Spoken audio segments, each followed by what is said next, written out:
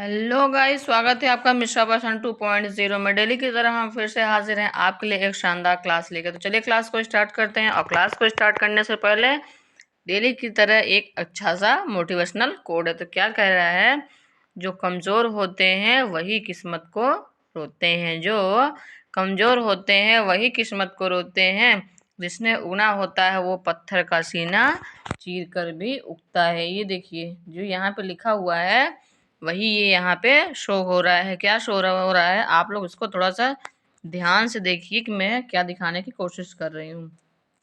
क्या कह रहा है इसमें कि देखिए, जैसे हर कोई इंसान कमज़ोर नहीं होता है, सब अपने आप में परफेक्ट होते हैं। कोई मेहनत करना चाहता है, कोई नहीं करना चाहता है, कोई करता ही नहीं है।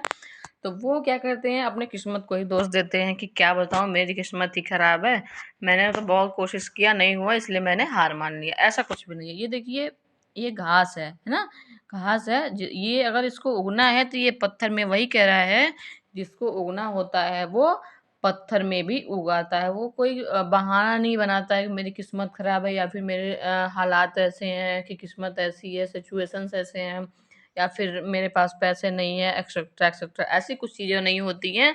अगर आप अपना पढ़ाई करना चाहते हैं, अगर आप सक्सेस होना चाहते हैं, तो आपको कहीं ना, अगर आप चाहते हैं तो कोई ना कोई रास्ता आपको ज़रूर दिखता ही है। आप भले उसको देखना नहीं चाहते हो, अगर आप लोग ने जिस दिन सोच लिया कि मुझे ये करना है, तो 110% है कि कोई ना कोई ऑप्शन ज़रूर दिखता है।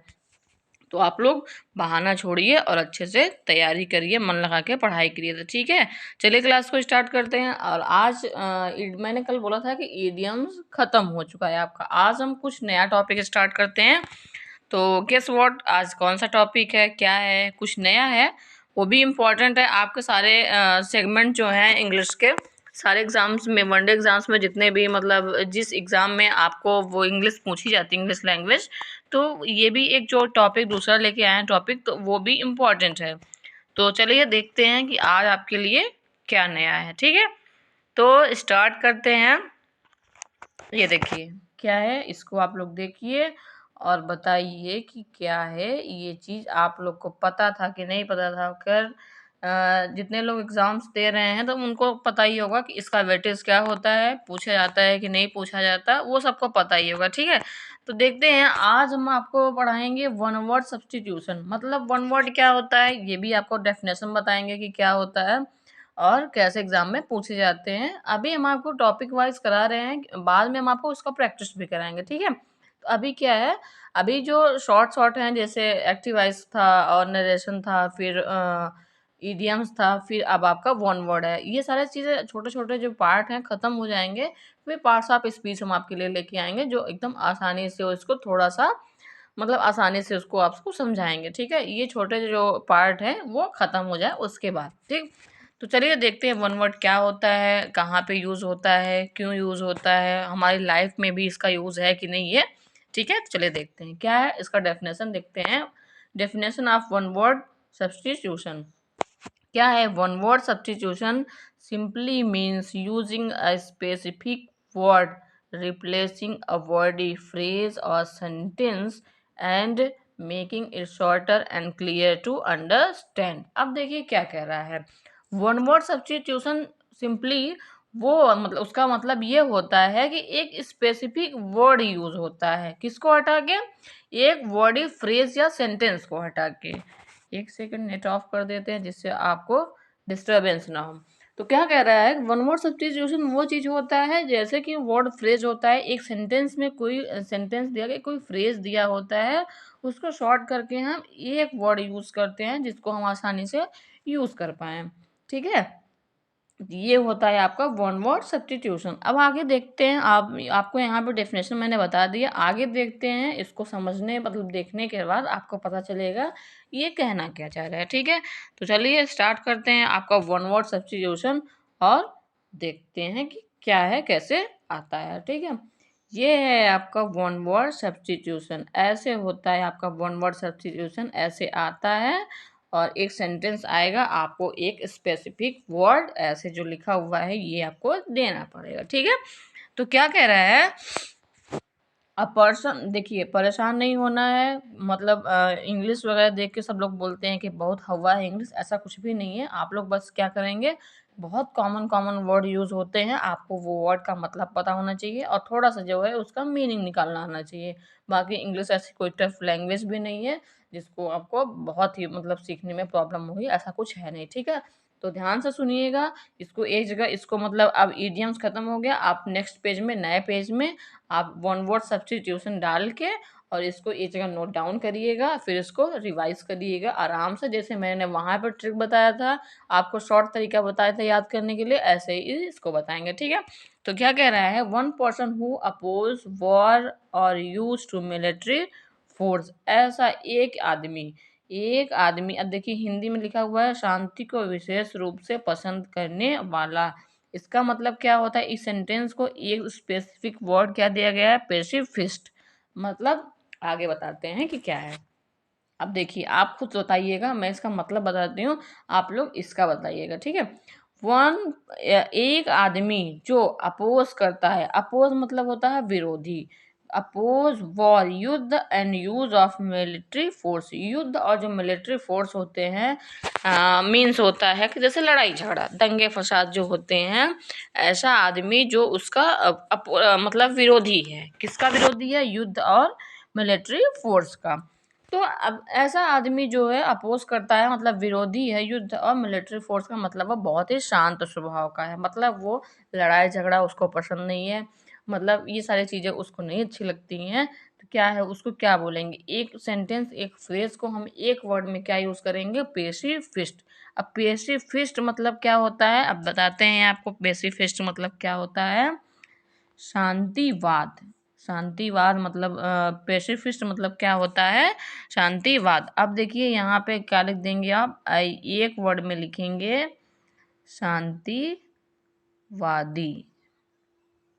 ऐसे लिख देंगे, ठीक है? अब क्यों ये करें, याद कैसे करेंगे, पीस, पीस मतलब होता है शांति, सबको पता होगा, बहुत ही कॉमन वर्ड है, इसमें आपको कोई ट्रिक की ज़रूरत नहीं है, पीस मतलब शांति होता है, उसी पीस से आपका बना है पेसिफिस्ट। आपको इसको कोई नया तरीका नहीं है मतलब जानना है याद करने के लिए, पीस पीस मतलब शांति होता है, वहीं से बना है पेसिफिस्ट। पेसिफिस्ट मतलब जिसमें आईएसटी लगा होता है, वो मान लीजिए क्या है, नाउन होता है। नाउन आगे आपको पढ़ाएंगे तो समझ में, जिसमें आईएसटी लगा होता है वो क्या होता है, नाउन। तो शांतिवादी, अब देखिए पीस मतलब शांति होता है, पेसिफिस्ट मतलब शांतिवादी, ऐसे पीस से आप इसको याद कर लेना, ठीक है? बहुत ही आसान है, इसको आप अच्छे से याद कर लेना, ठीक। अब शांति को विशेष रूप से पसंद करने वाला मतलब वो लड़ाई झगड़ा नहीं चाहता, युद्ध वगैरह नहीं चाहता, उसका क्या है, विरोधी है, ठीक है? ऐसे होता है। अब सेकंड क्या है, something no longer in use, something no longer in use मतलब कुछ ऐसा जो बहुत टाइम से यूज ना हुआ हो, मतलब सब ऐसा कोई चीज़ जो बहुत टाइम से यूज, नो लॉन्गर मतलब बहुत दिनों से, बहुत टाइम से, इन यूज, नो लॉन्गर मतलब बहुत टाइम से वो यूज नहीं हुआ है, तो क्या बोलेंगे उसको एक शब्द में, ऑब्सोलीट। ऑब्सोलीट मतलब होता है अप्रचलित, ऐसे होता है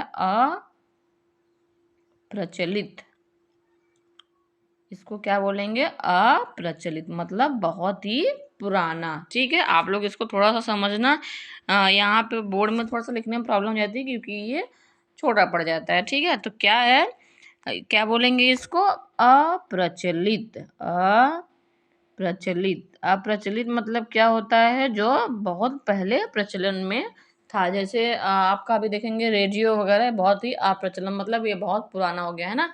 अब्सोलीट, अब्सोलीट मतलब होता है अप्रचलित, मतलब जो बहुत ही पहले यूज हुआ हो, जिसका अब इस्तेमाल नहीं होता है, मतलब पुरातन, उसको कहते हैं क्या, पुरातन। अब हम इसको याद कैसे करेंगे, देखिए याद कैसे करना है इसको, अब्सोलीट।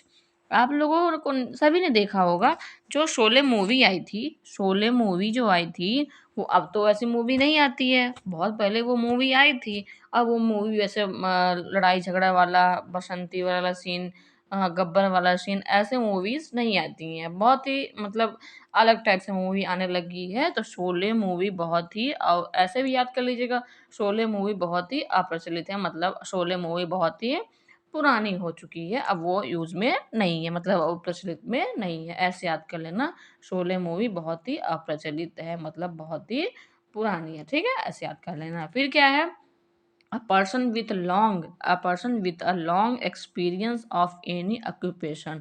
इसको ध्यान रखिएगा, ऑक्यूपेशन मतलब होता है व्यवसाय, व्यवसाय, इसका मतलब होता है व्यवसाय।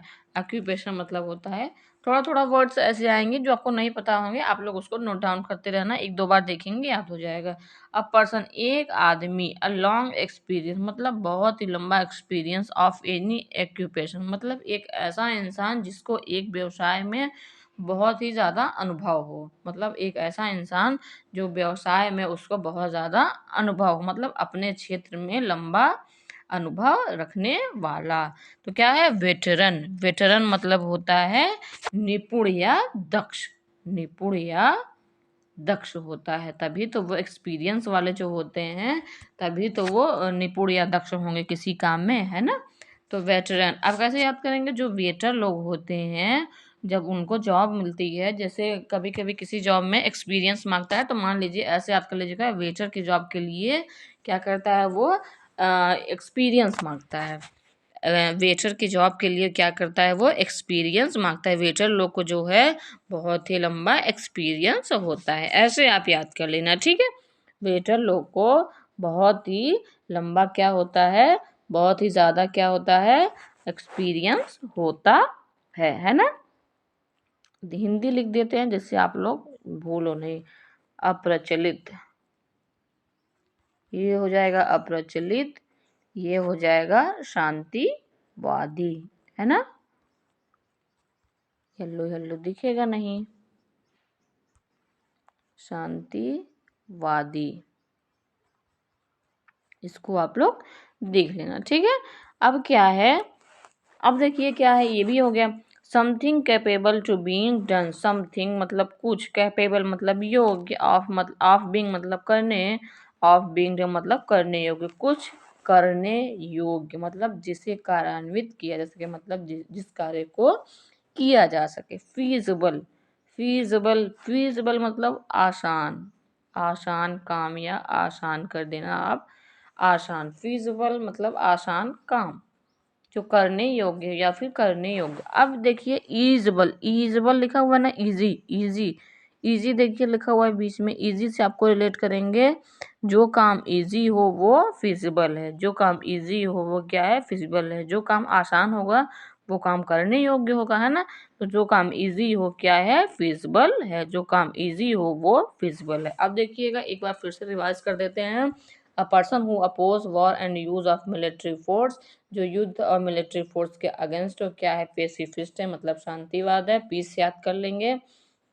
Something no longer in use मतलब कोई भी ऐसी चीज़ जो बहुत दिनों से यूज़ नहीं हुई हो, जैसे अब शोले, शोले मूवी बहुत ही अप्रचलित हो गई है। A person with a long experience of any occupation, ऐसा इंसान जिसे व्यवसाय में एक्सपीरियंस हो, बहुत लंबा एक्सपीरियंस हो, तो एक वेटर था जिसे बहुत ही लंबा एक्सपीरियंस था अपने काम में। Something capable of being done मतलब कुछ करने योग्य, मतलब फीजिबल था, इजिबल था, फीजिबल था, इजिबल जो चीज़ होता है वो फीजिबल होता है, मतलब क्या करने योग्य होता है, ठीक है। नेक्स्ट देखते हैं, नेक्स्ट क्या है, नेक्स्ट है आपका ये, नेक्स्ट क्या है, ये है। फिर क्या है, ये देखिए जितने भी वर्ड है ना बहुत इंपॉर्टेंट है, ये तो पता नहीं कितनी बार आया हुआ है, ठीक है, बहुत ही इंपॉर्टेंट है। अब आप लोग इसको हल्के में लेंगे और नहीं कर पाएंगे तो फिर मेरे को मत बोलना, ठीक। क्या है, a person coming to a foreign land to settle there, a person coming मतलब एक आदमी जो विदेश से, लैंड टू सेटल देयर मतलब विदेश से यहाँ रहने आता है, मतलब इंडिया में रहने आता है, कहीं भी रहने आता है विदेश से, इंडिया में रहने आता है, जो दूसरे देश आकर बस जाता है, मतलब जो कहीं से भी आके मतलब दूसरे देश से आके बस जाए, तो क्या बोलेंगे उसको, इमिग्रेंट, इसको क्या है, आगंतुक, आगंतुक, ऐसे करेंगे, आगंतुक मतलब क्या है, आने वाला, क्या है, आने वाला, जो दूसरे देश से आकर बस जाए उसे क्या बोलेंगे, इमिग्रेंट। अब देखिएगा इसमें, इस इमिग्रेंट में और इस इमिग्रेंट में थोड़ा सा फर्क है, इसका प्रोनाउंसिएशन सेम है थोड़ी सी इसकी इंग्लिश डिफरेंस होगी, मतलब जो इसका मतलब होगा दोनों का अलग होगा। थोड़ा-सा आपको इसको समझने की ज़रूरत है क्योंकि दोनों पूछा जाता है और कन्फ्यूज़न बहुत तगड़ा वाला होता है। अगर आपने इधर-उधर किया, आपने सोचा कि मेरे को याद हो जाएगा, तो डेफ़िनेटली आपको कन्फ्यूज़न होना ही होना है, इसलिए आप लोग थोड़ा इसको ध्यान रखिएगा, ठीक है? तो अभी इसको देख लिया, इसको छोड़ के थोड़ा-सा यहाँ पे आइएगा। One who goes to settle in another country, मतलब ऐसा इंसान, ऐसा पर्सन जो कहीं दूसरे देश में जाके बसता है। अब ये क्या है, दूसरे देश से आकर दूसरे यहाँ पे बसता है और मेरे देश का इंसान जाके दूसरे कंट्री में बसता है, उसको क्या बोलेंगे, ई वाला इमिग्रेंट, और जो आने वाला है उसको आई वाला इमिग्रेंट। अब देखिएगा, एक याद कर लेंगे, एक अपने आप याद हो जाएगा। पहला क्या है, देखिए यहाँ पे आई है ना, आई है, तो आई मतलब क्या होता है, हमारा जो इनकम है, इनकम, इनकम आई से ही होता है ना। तो इनकम, इनकम क्या होती है, आती है। इनकम क्या होती है, आती है। इनकम क्या होती है, आती है। तो ऐसे क्या याद कर लेंगे, इनकम। इनकम से याद करेंगे, इनकम आती है मतलब जो आने वाला है उसे आई से करेंगे, और एक याद हो जाएगा तो एक अपने आप याद हो जाएगा, मतलब ई वाला क्या है, बाहर जाने वाला, ठीक है। ऐसे आप लोग इसको दोनों को याद रखिएगा। आई, आई मतलब इनकम, इनकम मतलब जो दूसरे देश से अपने देश में आता है उसको बोलेंगे इनकम, और जो अपने देश से दूसरे देश में जाता है वो ई वाला इमिग्रेंट हो जाएगा, ठीक है। तो ये हो जाएगा इसका मतलब, ठीक। अब क्या है, a person who is unable to pay debts, a person who is unable to pay डेब्ट, ऐसा इंसान जो अनेबल हो मतलब योग्य ना हो, टू पे डेब्ट्स मतलब जो अपना उधार चुका ना सके, जो अपना कर्ज दे ना सके, तो क्या बोलेंगे उसको, इंसॉल्वेंट। इंसॉल्वेंट हो जाएगा जो अपना कर्ज नहीं चुका सके, मतलब क्या है, दिवालिया है। इंसॉल्वेंट मतलब हुआ क्या, दिवालिया। जैसे कौन था, कौन था बताइए, विजय माल्या। जैसे वो नहीं चुका पाए तो क्या हो गया, फरार हो गए, तो उनको भी क्या नाम दिया गया, इंसॉल्वेंट थे वो। विजय माल्या जी क्या थे, इंसॉल्वेंट थे। अब इसको हम कैसे याद करेंगे, देखिए बहुत ही आसान है। इसको हम कैसे याद करेंगे बताते हैं हम आपको, एक सेकेंड, ठीक है। कैसे याद करेंगे, देखिए कैसे याद करना है। अब देखिए जो अपना इंस्टॉलमेंट, अब देखिए हम कहीं पे कुछ लेते हैं, कोई भी चीज़ लेते हैं तो हमें वो मंथली इंस्टॉलमेंट भरना पड़ता है, ईएमआई जिसको बोलते हैं, मंथली हमें देना पड़ता है।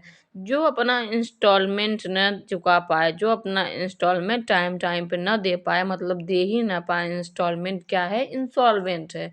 जो अपना इंस्टॉलमेंट न दे पाए क्या हो जाएगा, इंसॉल्वेंट हो जाएगा। आप इंस्टॉलमेंट से याद कर लेना, बहुत ही आसान है, ठीक है।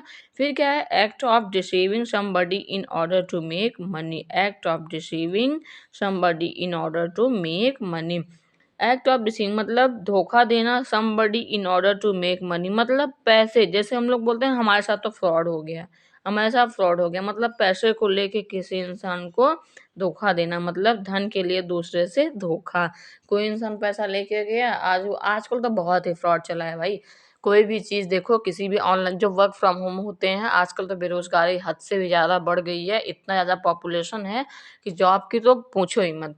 तो सब इधर-उधर भटक रहे हैं, सब परेशान हैं, घर बैठे जॉब कोई ढूँढते हैं। उन्होंने बोला कि 200-400 रुपए दे दो, उन्होंने दे दिया, उसके बाद पैसा वापस नहीं हुआ और उनके साथ फ्रॉड हो गया। तो क्या बोलते हैं, अरे हमारे साथ तो फ्रॉड हो गया, इसको आपको बताने की ज़रूरत नहीं है, ये तो सबके साथ होता है। धन के लिए दूसरे से धोखा, तो थोड़ा-सा बी अलर्ट, ध्यान रखिएगा आप सब इस चीज़ का।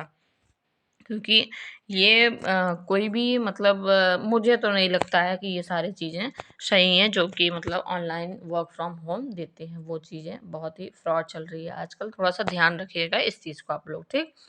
फिर क्या है, अगला देखते हैं। मैंने आपको वो रिवाइज़ नहीं कराया, एक सेकेंड, रिवाइज करा देते हैं। रिवाइज क्या है, a person coming a foreign land to settle there मतलब एक इंसान जो विदेश से आकर यहाँ रहने लगे, इमिग्रेंट आई से याद करेंगे।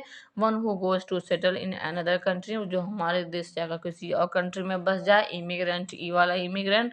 अ person who is unable to pay debts जो इंसान अपना पैसा या कर्ज ना चुका सके, क्या है, इंसॉल्वेंट। इंस्टॉलमेंट से याद कर लेंगे। Act of deceiving somebody in order to make money मतलब किसी इंसान को पैसे के लिए धोखा देना, ठीक है। अब देखिए अगला क्या है, lasting only for a moment. Lasting मतलब होता है टिकाऊ, लास्टिंग मतलब होता है टिकाऊ। ऐसे होता है, लास्टिंग मतलब क्या होता है, टिकाऊ। Only for a moment. Moment मतलब होता है क्षणिक। मोमेंट मतलब क्या होता है, क्षणिक। तो क्या हो जाएगा, जो क्षणिक के लिए टिकाऊ हो, मतलब जो क्षणिक के लिए टिकाऊ हो, मोमेंट्री। मोमेंट्री मतलब भी होता है क्षणिक, मतलब जो थोड़े समय के लिए रुके, मतलब ज़्यादा टाइम तक ना चले। लास्टिंग ओनली और मोमेंट मतलब थोड़े टाइम के लिए जो, ठीक है, क्या बोलते हैं, मोमेंट्री। मोमेंट्री मोमेंट्री मतलब होता है क्या, क्षणिक। मोमेंट्री मतलब क्या होता है, क्षणिक। ऐसे इसको याद कर लेंगे, ठीक है। तो अब देखिए, मोमेंट। मोमेंट, ऐसा मोमेंट जब हम मिले कहीं पे, ऐसा मोमेंट आया जो बहुत ही क्षणिक था, हम तो उनसे अच्छे से बात भी नहीं कर पाए। ऐसा मोमेंट था वो कि हम तो ज़्यादा इतना क्षणिक था कि हम मिल भी नहीं पाए, उनको भी अर्जेंट काम था, हमें भी, हम एक दूसरे से ज़्यादा देर तक मिल भी नहीं पाए। ऐसे आप लोग इसको याद कर लेना, ठीक। फिर क्या है, अगला देखते हैं। अगला क्या है, one who is indifferent to pleasure और पेन। डिफरेंट मतलब क्या, इनडिफरेंट मतलब क्या होता है, उदासीन। इनडिफरेंट मतलब क्या होता है, उदासीन। अब प्लेजर मतलब खुशी होता है। पेन मतलब क्या होता है, दुखी होता है। इनडिफरेंट मतलब उदासीन, प्लेजर मतलब खुशी, और पेन मतलब होता है क्या, दुखी। इसका मतलब क्या होता है, one who is indifferent to pleasure और प्लेन मतलब पेन, सॉरी, पेन। ऐसा उदासीन आदमी, ऐसा इंसान जो मतलब एकदम उदासीन रहता है, ना ही खुश रहता है ना ही दुखी रहता है। कोई भी पल हो उसको, खुशी का हो या दुखी का, वो एकदम से जैसे एक न्यूट्रल वर्ड होता है, मतलब उसको कोई फर्क नहीं पड़ता क्या खुशी है क्या दुखी है, तो वो उसका क्या बोलेंगे, उदासीन है। मतलब क्या है, स्टोइक है। स्टोइक मतलब क्या होता है, उदासीन। स्टोइक मतलब होता है उदासीन। तो इसको ऐसे याद करेंगे, स्टोइक। जो पत्थर होता है, आप लोग पत्थर देखते हैं, बारिश होगी, धूप होगा, छाँव होगा, कैसे भी हो, वो स्टोइक का स्टोइक ही रहता है। मतलब क्या है, वो स्टोन है। स्टोन ना इधर होता है ना उधर होता है, बारिश में, धूप में, छाँव में, वो वैसा का वैसा ही रहता है। मतलब स्टोइक है, मतलब क्या है, स्टोन टाइप का है वो। स्टोन है, मतलब ऐसे याद कर लेना, स्टोन से आप, ठीक है। मतलब क्या है, स्टोन है। दुख या सुख में अप्रभावित या दोनों में समान, जो दुख में भी अपना धैर्य बनाए रखे, ऐसे इंसान को क्या बोलेंगे, उदासीन, ठीक है। अब देखिए, गिव एंड रिसीव म्यूचुअली।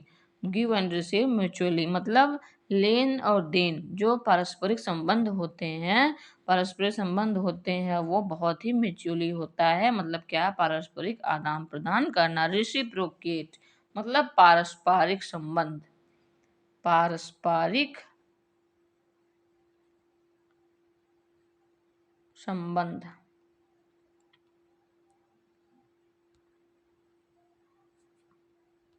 इसको ऐसे लिखते हैं, ठीक है। तो क्या बोलेंगे, एक रेसिप्रोकेट होता है। रेसिप्रोकेट नाउन में जब आपको पढ़ाएंगे तो एक रेसिप्रोकल प्रोनाउन होता है, पारस्परिक संबंध जैसे दिखाते हैं। तो इसको क्या ऐसे याद कर लेंगे, रेसिप्रोकेट मतलब क्या होता है, पारस्परिक संबंध। ऐसे इसको आप लोग इसको याद कर लेना, ठीक है। फिर क्या है, a building where audience seats. A building where an audience seats, एक ऐसा बिल्डिंग जहाँ पे ऑडियंस बैठते हैं। ऐसा बिल्डिंग जहाँ पे ऑडियंस बैठते हैं, मतलब उसको क्या बोलते हैं, ऑडिटोरियम। ऑडिटोरियम जहाँ पे ऑडियंस बैठते हैं, जहाँ पे ऑडियंस बैठते हैं, उसको क्या बोलते हैं, ऑडिटोरियम। रेस्तरा कुछ करके बोलते हैं, इसका तो मुझे भी हिंदी नहीं पता है। आप लोग इसको कमेंट बॉक्स में बताना कि ऑडिटोरियम मतलब क्या होता है, ठीक है। ऑडिटोरियम। ऑडिटोरियम कहाँ पे जो ऑडियंस बैठते हैं उसको क्या बोलेंगे, ऑडिटोरियम। बहुत ही हौच पौच हो गया है भाई। ये देखिए, इतना सारा मैटर हो गया था। क्या है, lasting only for a moment मतलब क्षणिक, जो बहुत ही मतलब कम टाइम के लिए टिकाऊ हो, उसको मोमेंट्री बोलेंगे। मोमेंट से याद कर लेंगे। One who is indifferent to pleasure और पेन मतलब जो खुशी और दुख में उदासीन हो, उसको क्या बोलेंगे, स्टोइक। पत्थर से याद कर लेंगे, स्टोन से याद कर लेंगे। सुख या दुख में अप्रभावित या दोनों में समान, जो दुख में भी अपना धैर्य बनाए रखे। Give and receive mutually reciprocate मतलब पारस्परिक संबंध हो जाएगा। A building where an audience seat मतलब क्या हो जाएगा, ऑडिटोरियम, जहाँ पे ऑडियंस बैठते हैं उसको क्या बोलेंगे, जहाँ पे श्रोता दर्शक बैठते हैं तो उसको क्या बोलेंगे, ऑडिटोरियम, जहाँ पे ऑडियंस बैठते हैं। ठीक है, अगला देखते हैं, अगला क्या है, अगला बताते हैं आपको। अगला है ये, अगला आपका ये क्या है, देखते हैं। The first model of a new device, the first model of a new device मतलब किसी भी नए डिवाइस का पहला मॉडल, किसी भी नए डिवाइस का पहला मॉडल, जिसको क्या बोलते हैं, प्रोटोटाइप। प्रोटोटाइप मतलब क्या होता है, जो नमूना इसको बोलेंगे, क्या बोलेंगे, नमूना, ऐसे इसको बोलेंगे नमूना। देखिए कोई चीज़ हम जैसे मैटर टाइप कराते हैं किसी भी चीज़ का प्रथम मॉडल, देखिए जैसे मैं जैसे आपको पढ़ा रही हूँ, मेरे को जैसे ऑफलाइन क्लासेस में मेरे को पीडीएफ देना है, ठीक है, सारे स्टूडेंट्स को, जैसे 100 स्टूडेंट हैं, मुझे पीडीएफ देना है, तो मैं क्या करूँगी, जो मैटर है मैं पहले जहाँ पे टाइपिंग कराना है मैं पहला एक कॉपी निकलवा के उस टाइपिंग को चेक करूँगी, या फिर मैटर को चेक करेंगे कि सब चीज़ सही है कि नहीं है, उसके बाद ही हम जो 100 कॉपियाँ है निकलवाएँगे, है ना। तो प्रोटोटाइप जो टाइप का पहला टाइप होता है, जो टाइप का पहला मैटर होता है उसको क्या बोलेंगे, जो टाइपिंग का पहला मैटर होता है उसे क्या बोलेंगे, प्रोटोटाइप, ऐसे इसको याद करेंगे। ठीक, फिर क्या है, a person who breaks into house in order to steal, a person who break into houses in order to steal, ऐसा इंसान जो घर को तोड़े, ऑर्डर टू स्टील मतलब कुछ चुराने के लिए, उसको क्या बोलेंगे, बर्गलर मतलब सेंधमारी करना। सेंधमारी करना मतलब क्या है, दीवार में छेद करना, दीवार में होल करना, इसको क्या बोलते हैं, सेंधमारी करना, बर्गलर, बर्गलर को बोलते हैं सेंधमारी करना। ठीक, ऐसे इसको याद करेंगे। कैसे याद करना है, आप देखिए, बर्गर, बर्गर के लिए उसने क्या किया, घर को, घर में की दीवार में जो है, वॉल में उसने सेंध कर दिया, मतलब क्या है, होल कर दिया, बर्गर को चुराने के लिए, मतलब उसको बर्गर खाना था, तो वो घर के मेन गेट से न जाके उसने क्या किया, दीवार में सेंध करके, मतलब क्या है, होल करके बर्गर को बर्गलर कर ले गया, मतलब बर्गलर जो है बर्गर खाने के लिए क्या हुआ, दीवार में होल कर दिया, मतलब घर में होल कर दिया, घर को तोड़ दिया, जो घर में चोरी करने के लिए घुसे, मतलब बर्गर चोरी, बर्गर से याद कर लेना, अच्छे से इसको याद हो जाएगा। ठीक, फिर क्या है, one who can walk on ropes, one can walk on ropes मतलब टाइट्रॉप वॉकर, आपको मैंने पिछले क्लास में याद होगा तो मैंने बताया था, टाइट्रॉप मतलब होता है जो सर्कल में जो रस्सी होती है, यू टाइप की, देखिए यहाँ पे एक लड़की रहती है, ऐसे चलती है वो, जब कोई डमरू वगैरह बजाता है तो वो चलती है ऐसे, इसी पे चलती है, टिक टिक टिक ऐसे चलती है, तो क्या है, tight rope walker, one can walk on ropes मतलब काम कलाबाज जो रस्सी पर चलता है। अब हम लोग को कोई रस्सी पे बिठा देना, यहाँ पे बोल दे कि चलो, तो मैं तो यहीं से धड़ाम से गिर जाऊं भाई, मेरे से तो ना चला जाए। अब देखिए कलाबाज, जो कलाबाज होते हैं वही ऐसा काम कर सकते हैं, जो रस्सी पे जो लड़की चलती है ऐसे डंडा पकड़ के, तो ऐसे ऐसे चलती है, और देखो कितनी कलाबाज होती है, गिरती भी नहीं है और यहाँ तक आराम से चली भी जाती है, मतलब टाइट्रोप वही होता है, इसको टाइट्रोप ही बोलते हैं। तो फैनाम्बुलिस्ट, फैनाम्बुलिस्ट इसको बोलते हैं, शॉर्ट में आप लोग क्या बोलेंगे, फैनाम्बुलिस्ट। अब देखिए याद कैसे करेंगे, अब आपको क्यों नई चीज़ बताते हैं, एम्बुलेंस लिखा है ना, देखिए एम्बुल, एम्बुल मतलब होता है चलना, चलना, एम्बुलेंस से, एम्बुल से एम्बुलेंस बना है, एम्बुलेंस को चलायमान बोलते हैं, एम्बुल मतलब चलना, एम्बुलेंस मतलब चलायमान, जो फन के लिए चले। अब एम्बुल मतलब आपको पता चल गया कि चलना होता है, जो फन के लिए चले, जो फन के लिए चले, क्या है, फेमना, फनाम्बुलिस्ट है, फनाम्बुलिस्ट है, फनाम्बुलिस्ट है, जो फन के लिए चले, इनको तो मज़ा ही आता होगा भाई, जो चल लेता है चलने के उसको तो मज़ा ही आता होगा, तो जो फन के लिए चले क्या है, फैनाम्बुलिस्ट मतलब क्या होता है, कलाबाज जो रस्सी में चल सके। ठीक है, ऐसे इसको याद करेंगे। ओके, अब देखते हैं नेक्स्ट क्या है, belonging to all parts of the word, belonging to all parts of the words मतलब क्या है, विश्व के सभी भागों को प्रतिनिधित्व करने वाला, विश्व के सभी भागों को प्रतिनिधित्व करने वाला मतलब कॉस्मोपॉलिटन। कॉस्मोपॉलिटन मतलब क्या होता है, जो विश्व के सभी भागों को प्रतिनिधित्व करने वाला होता है उसको क्या बोलते हैं, कॉस्मोपॉलिटन। अब इसको हम याद कैसे करेंगे, जैसे हम बोलते हैं ना कि काश मैं ये चीज़ होता, तो कोई इंसान है जो क्या बोल रहा है, काश मैं पॉलिटिशियन होता। जैसे विश्व के सभी भागों का प्रतिनिधित्व, जो पॉलिटिशियन होते हैं वो सभी भागों में निपुण होते हैं, मतलब सारे चीज़ों को अच्छे से कंट्रोल करते हैं। तो वो भी कह रहा है काश मैं पॉलिटिशियन होता, काश मैं सर्वव्यापी, इसको बोल सकते हैं आप हिंदी में, ऐसा कुछ है, ऐसे बोल सकते हैं, सर्वव्यापी इसको बोल सकते हैं। तो क्या है, इसको क्या करेंगे, काश मैं पॉलिटिशियन होता तो मैं विश्व के सभी भागों का प्रतिनिधित्व करता। वो बेचारा सोच रहा है, बैठ रहा है कि काश मैं पॉलिटिशियन होता, काश मैं पॉलिटिशियन होता। इसको आप ऐसे ही याद कर लेना। The first model of a new device, किसी भी चीज़ नया डिवाइस का पहला मॉडल, प्रोटोटाइप, टाइपिंग का पहला टाइप जो मैटर था वो प्रोटोटाइप कहला जाता है। फिर क्या है, person who breaks house order of steal, मतलब बर्गर चोरी के लिए बर्गलर घुस गया, बर्गर चोरी के लिए बर्गलर घुस गया। One who can walk on drops, जो कलाबाज होते हैं, रस्सी पर चलते हैं। जो फन के लिए एम्बुलेंस होते हैं, फन के लिए एम्बुल होते हैं, फन के लिए चलते हैं, उनको फैमुलिस्ट बोलते हैं।